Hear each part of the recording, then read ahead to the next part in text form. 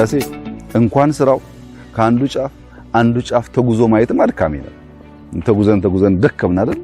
ቀላል ስራ አይደለም። ሰዎች በቲቪ እንደሚያዩት አይደለም። ህዳሴን በንግግር ልገልጠው አልችልም። በቪዲዮ ሊገለጥ አይችልም።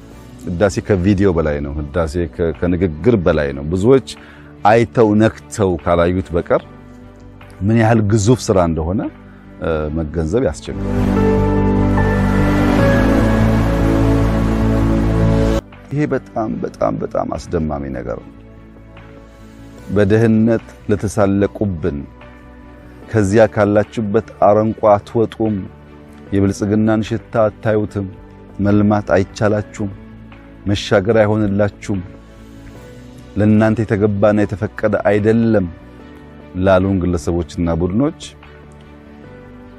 ህዝብ ከወሰነ ሀገር ከወሰነ ምን ሊያመጣ እንደሚችል ህዳሴም ግሪን ሌጋሲም ያሳያሉ።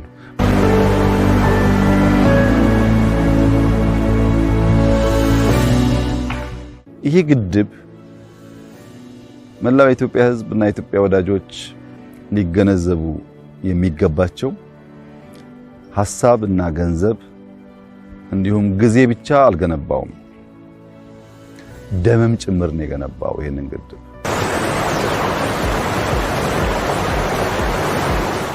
ኢትዮጵያ ህዝብ መገንዘብ ያለበት ሁለት ቁልፍ ጉዳዮች ናቸው። አንደኛው ለማደግ፣ ለመለወጥ፣ ለመቀየር ስንወስን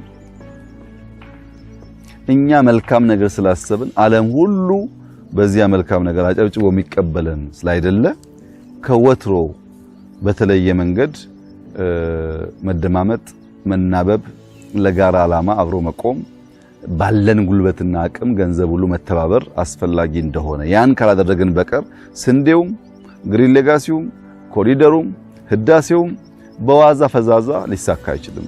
በጣም አድካሚ ነገር ነው። ትብብሩ መደመሩ እጅግ አስፈላጊ ነው።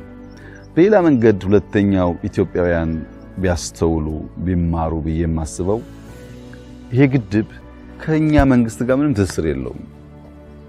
ይሄ ግድብ ቀጥታ ከኢትዮጵያና ኢትዮጵያውያን ቀጣይነት ካለው የትውልድ ቅብብሎሽ ሀገርን ከማስቀጠል የሀገር ልማትን ከማስቀጠል ጋር የሚያያዝ ጉዳይ ነው።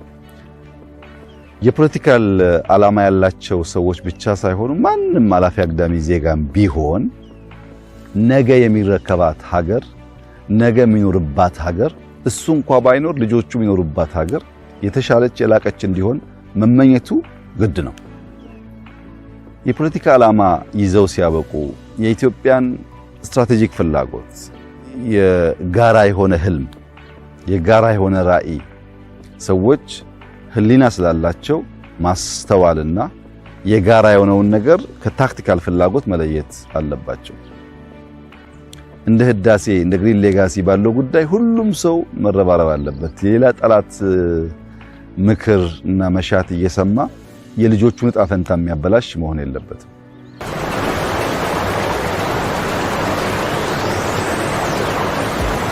አስደማሚ የታሪክ ምዕራፍ ላይ ነው ያለነው።